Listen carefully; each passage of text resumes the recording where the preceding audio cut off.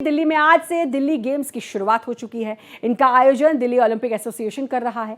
दिल्ली की मुख्यमंत्री रेखा गुप्ता ने इन खेलों का उद्घाटन किया। इस रिपोर्ट को देखिए।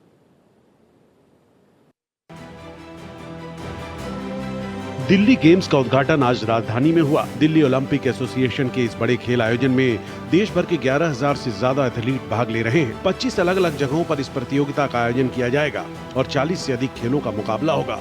दिल्ली गेम्स का उद्घाटन मुख्यमंत्री रेखा गुप्ता ने किया। रेखा गुप्ता ने कहा कि दिल्ली सरकार खिलाड़ियों को हर संभव सुविधा मुहैया कराने में जुटी है।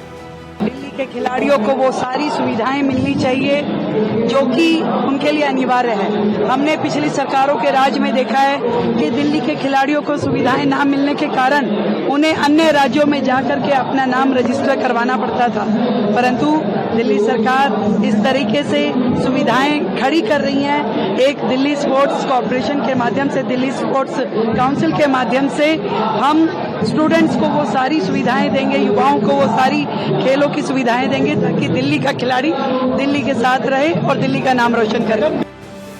इस आयोजन में खिलाड़ियों की सभी सुविधाओं का विशेष ध्यान रखा गया है।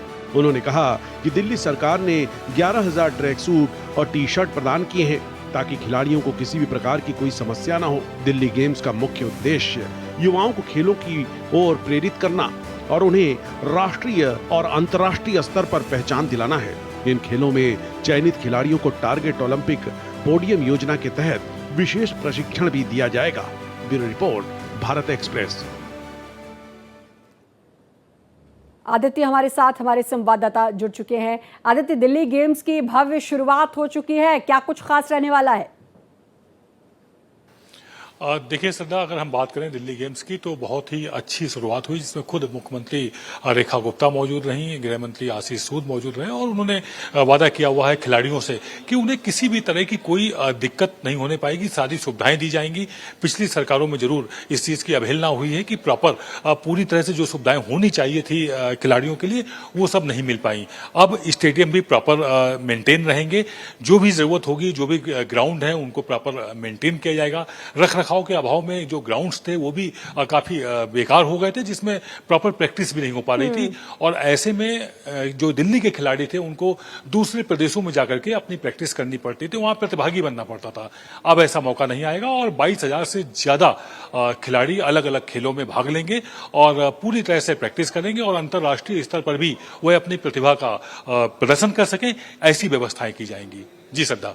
बिल्कुल, तो यानी कि कुल मिलाकर, क्योंकि बीजेपी की सरकार बनने के बाद अब इस तरीके से भव्य आयोजन किया जा रहा है, तो बीजेपी सरकार जाहिर है इसका क्रेडिट भी लेगी।